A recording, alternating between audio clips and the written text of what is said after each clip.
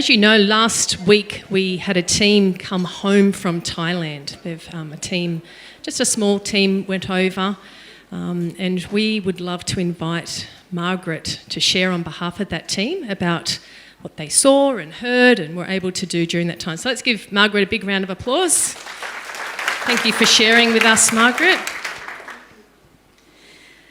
Oh, wow. We have been doing this journey for over 10 years with Georges River Life Church, with the Sunshine Hostel and the Lahu Evangelical Baptist Church.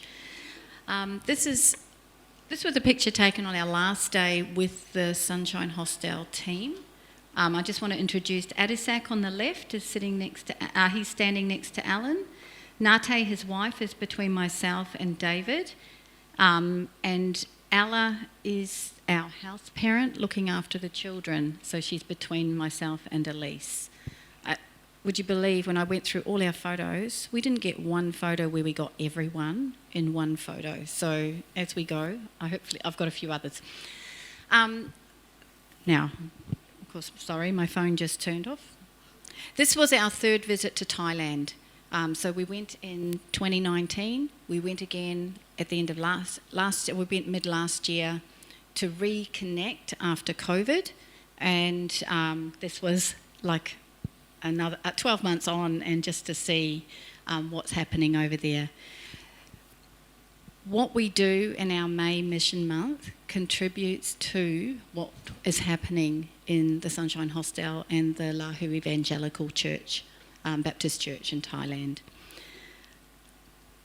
We are well known. This is Riverside House, the front porch where we stay. We are well known by their staff. When we arrive, they welcome us. They give us a hug. They say, "Oh, we are so glad to see you back again."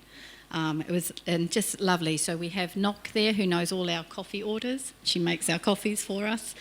And Pom, who is the day manager. But they recognise us and they welcome us back. Next.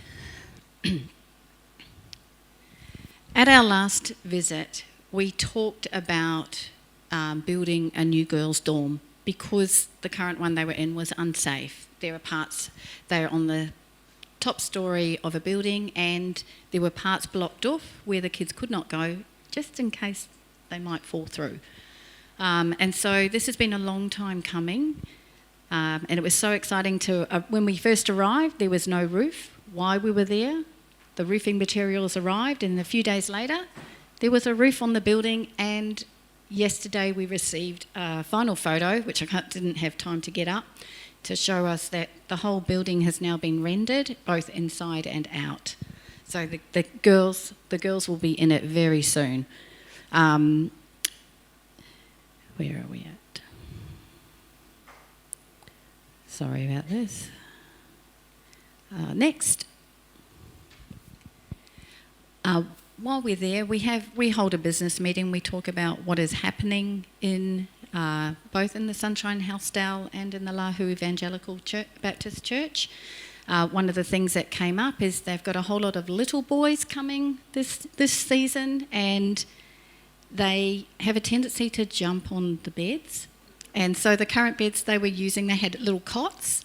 They were okay, but not the best. So they asked us if we could possibly, because we had David Matriglio with us, build a smaller bunk, slightly lower than the one on the other side for the smaller boys.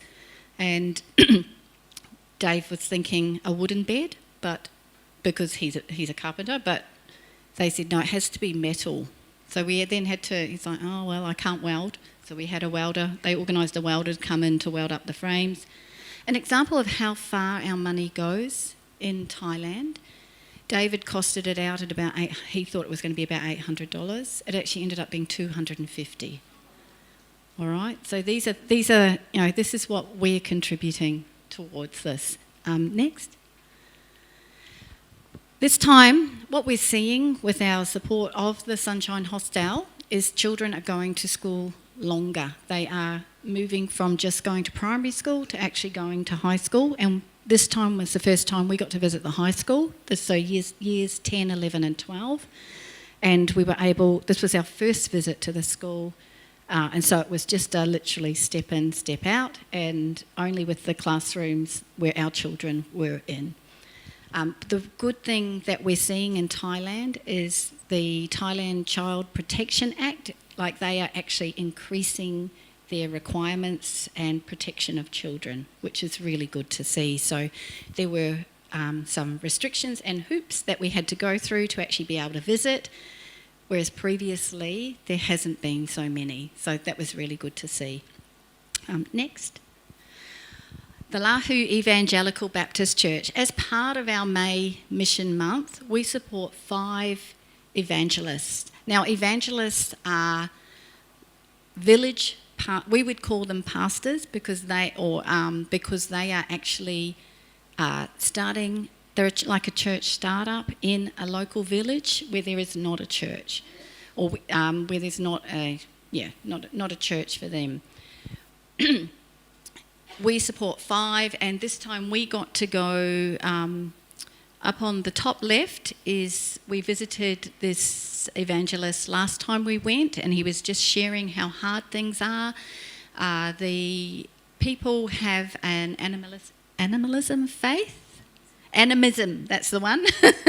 Faith, and so there's can be quite a bit of friction between the chief of that and the tribe leader, I think, and the evangelist. But we heard some really good testimonies where a gentleman went to the chief to say, I've been so sick, etc. And the chief said, why don't you go and see this pastor, because he's never sick. And so this guy went and saw the pastor and actually found Jesus and is continuing in there. So these are things that we are seeing happen. In this particular one, we had the young man in the yellow and blue shirt was waiting to be baptised. He wanted to be baptised. Baptism, they have to wait for a ordained pastor to baptise them. They can't. So the evangelist, although he is the member's minister, he can't do the baptising because he's not ordained. They don't get there. They don't become a pastor until their church can support them. There's all these things that happen, so it's quite complex. And so he was waiting. His mum was with him, giving praise to God because he had been delivered from bad spirits. He was not able to function as in society as such. And the evangelist had prayed for him, and he had been set free. And his mother was just very thankful to God because she had her son back, and he was able to talk, he was able to function, to think about work. So we were able to pray with them. There were some young men in the back of the meeting who were not participants, who didn't come to church and were not part of the congregation, but they wanted to check us out. So the evangelist was very excited that they had decided to come. On the right-hand side, and this is what I was saying about not having a photo of all of us, the first person in the front is Elizabeth, who is Adisak's sister, and she also, part of the leadership team of the Lahu Evangelical Baptist Church. She lives outside of between Chiang Mai and Chiang Rai, but she's very much part of the leadership team and around, just very important. Our relationship that we've been walking together, it was just so lovely to see the friendship and just the vulnerability about some of the real challenges that they've had over the last 12 months. On the bottom left, there's just Elise and I. This is I'll say traditional Lahu. Well, the pattern is the Lahu tribal pattern that they have that recognises them as the red Lahu. And the children had saved up their pocket money and had, for the year from when we were there last, when they knew we were coming back, and had purchased 3 jackets, one for Elise, myself and Erica, and one for the guys for Alan and David. So it's very humbling. In the centre we have Adisak and Nate. We attended one of their churches, part of the Evangelical Baptist Church. They were celebrating their first Thanksgiving for a honey harvest. So this was their second year. God had provided. They had 3 months where they have no income. They have no produce that they are producing. And God had provided them honey in the jungle, which they had been able to harvest. And this year they said they are going to honour God, and they gave an offering. And as you can see, all the honey.